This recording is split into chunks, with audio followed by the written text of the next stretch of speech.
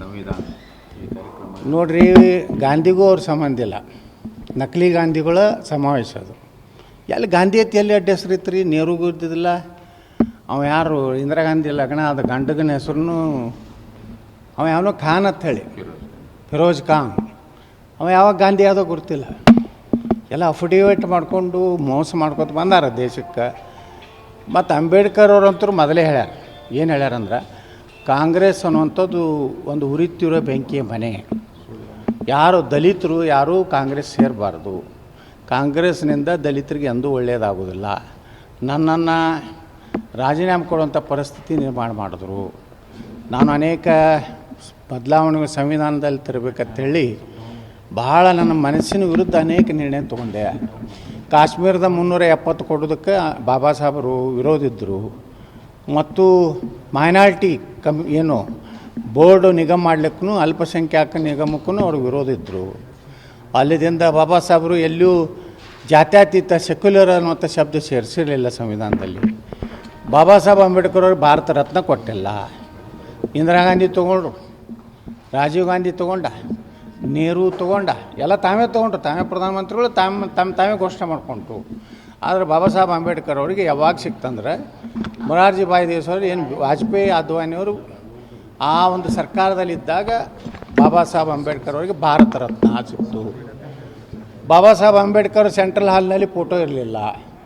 ಅದು ಸಹಿತ ನಮ್ಮ ಸರ್ಕಾರ ಬಂದಾಗನೇ ಕೇಂದ್ರದಾಗ ಮೊರಾರ್ಜಿ ಭಾಯ್ ದೇಸಾಯಿ ಸರ್ಕಾರ ಬಂದಾಗ ಬಾಬಾ ಸಾಹೇಬರು ಫೋಟೋ ಹಾಕಿದ್ರು. ಬಾಬಾ ಸಾಹೇಬರಿಗೆ ಅಂತ್ಯಕ್ರಿಯೆಗೆ ದಿಲ್ಲಿಯಲ್ಲಿ ಸ್ಥಳ ಕೊಡಲಿಲ್ಲ.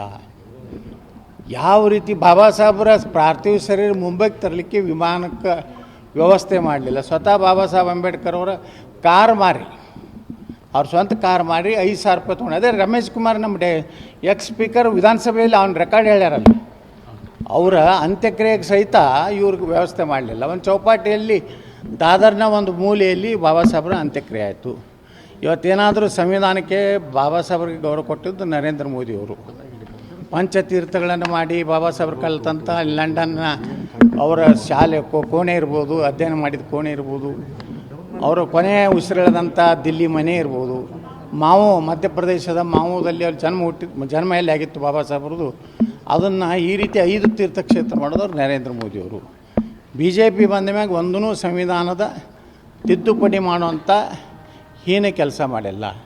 ಏನಾರೇ ತಿದ್ದುಪಡಿ ಹೈಯೆಸ್ಟ್ ಕಾಂಗ್ರೆಸ್ನವ್ರು ಸುಮಾರು 70ಕ್ಕಿಂತ ಹೆಚ್ಚು ಸಂವಿಧಾನಕ್ಕೆ ತಿದ್ದುಪಡಿ ಮಾಡಿದ್ರೆ ಕಾಂಗ್ರೆಸ್ಸವರು. ಈಗ ಜೈ ಭೀಮನಲ್ಲಕ್ಕೂ ಅವರಿಗೆ ಅನರ್ಹರಿದ್ದಾರೆ.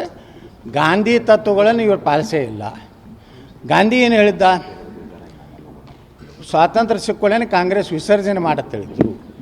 ಇಂಥ ನಾಟಕ ಕಂಪ್ನಿ ಇವರೆಲ್ಲ ಈಗ ಟೊಪ್ಪಿಗೆ ಹಾಕ್ಕೊಂಡು ಜೈ ರಾಮ್ ಅಂತ ಕೊಂಡಿರ್ತಾರಲ್ಲ, ನಾಚಿಕೆ ಆಗ್ಬಿಟ್ಟು ಇವ್ರಿಗೆ. ಸೋನಿಯಾ ಗಾಂಧಿಗೆ ಏನು ಸಂಬಂಧ ರೀ? ಸರ್, ಅವರೆಲ್ಲ ಒರಿಜಿನಲ್ ಗಾಂಧಿಗಳಂತ.